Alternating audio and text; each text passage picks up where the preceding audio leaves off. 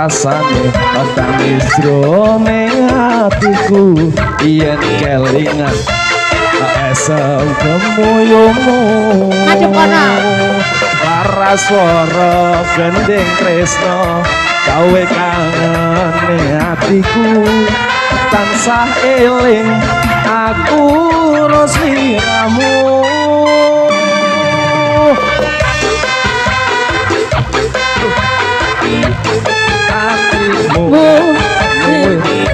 kini aku kejodohmu laras swara gending tresno gawe kangene atiku tansah eling aku sliramu kerasa wis windu aku ora ketemu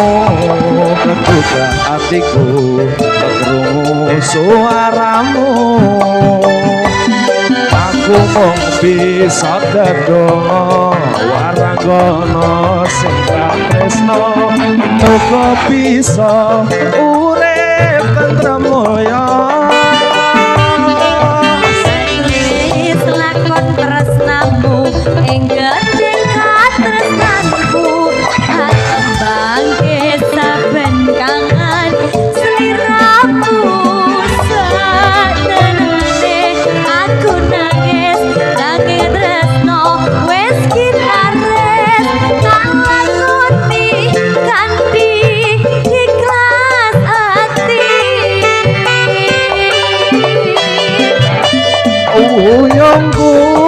ngalayong ngembara ing ngawang-ngawang tanpa bisa nyanding aku mung bisa nyawang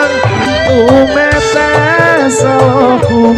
deres mili ana pipi apa tresno iki pancen aku tunduweni wis lilakno aku kemas wis cukup lalekno lelakon tresno iki bakal dadi cerita tresno warangono asik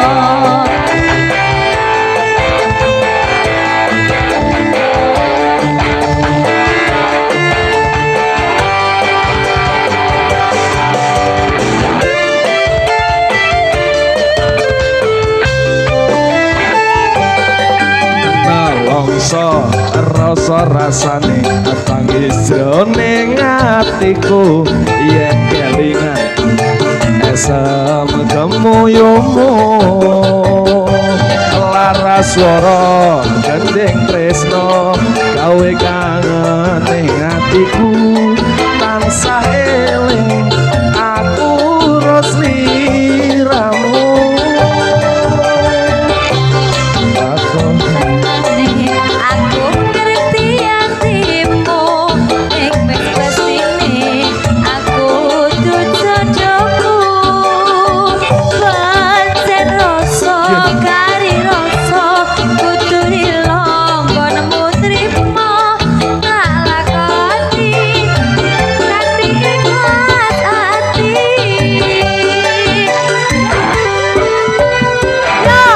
uyungku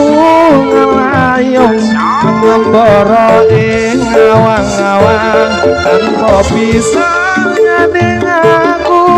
bisa nyawang tumetes aku deres mili ana pipi apa tresno iki pancen aku duweni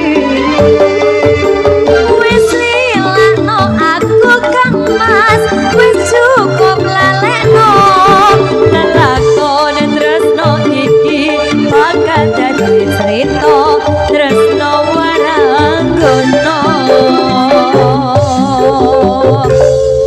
terima kasih.